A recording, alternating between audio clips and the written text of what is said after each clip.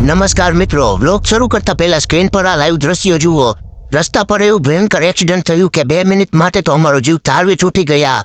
આ કયા અને કેવી રીતે થયું એ આગળ લાઈવ બતાવું, પણ એ પહેલા જુઓ કે સવારમાં અમારી સાથે શું થયું।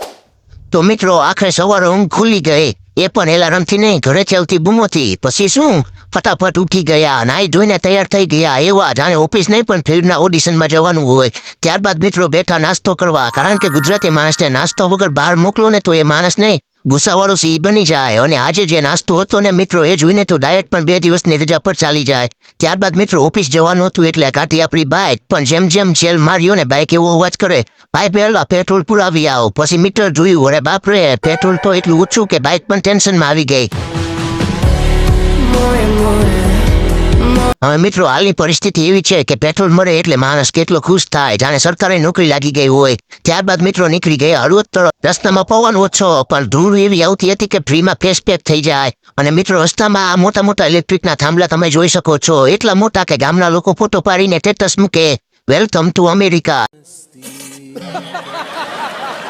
ત્યારબાદ મિત્રો પહોંચી ગયા પેટ્રોલ પંપે, પણ ત્યાં જઈને ખબર પડી અહીં પેટ્રોલ નથી। એ સાંભળીને તો દિલ તૂટી ગયું મિત્રો, જાણે ગરબા રમવા જઈએ અને ડીજે જ ના આવે। અને આ લાઈન તમે જોઈ શકો છો, લોકો ડબલા લઈને ઊભા છે, લાગે જાણે મફતમાં ફાફડા જલેબી વેચાતી હોય। ત્યારબાદ મિત્રો આપણે આગળના પેટ્રોલ પંપે ગયા, ત્યાં તો રસ્તો જ બંધ, હવે અંદર કોણ જાય, પેટ્રોલ ખતમ। પણ લોકોની આશા હજુ ચાલુ છે। અને મિત્રો એક ભાઈ બાઇક પાછળ ડબલું બાંધીને ડીઝલ શોધવા નીકળ્યા હતા।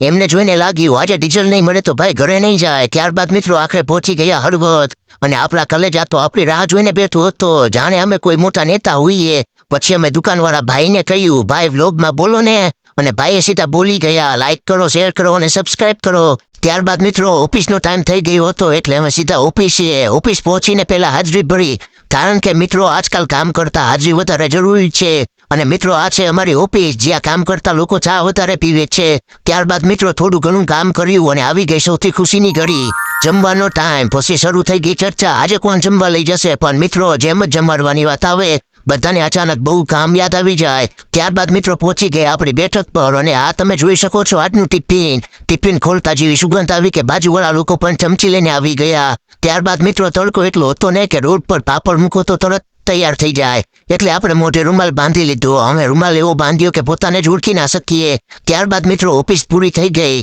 અને હવે ઘરે જવાના રસ્તે નીકળ્યા, પણ મિત્રો ફાટક પાસે પહોંચ્યા ત્યાં તો ફાટક બંધ, અને આવી ગઈ ટ્રેન એટલી લાંબી કે લાગે આખું ભારત ફરવા નીકળ્યું છે। અને ત્યાં ઉભેલા લોકોની હાલત એવી જાણે પરીક્ષાનું રિઝલ્ટ આવવાનું હોય। ત્યારબાદ મિત્રો આખરે ઘરે પહોંચી ગયા।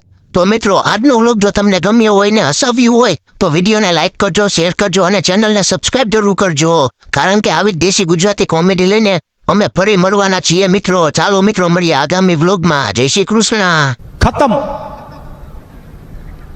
Bye bye, tata, goodbye, गया।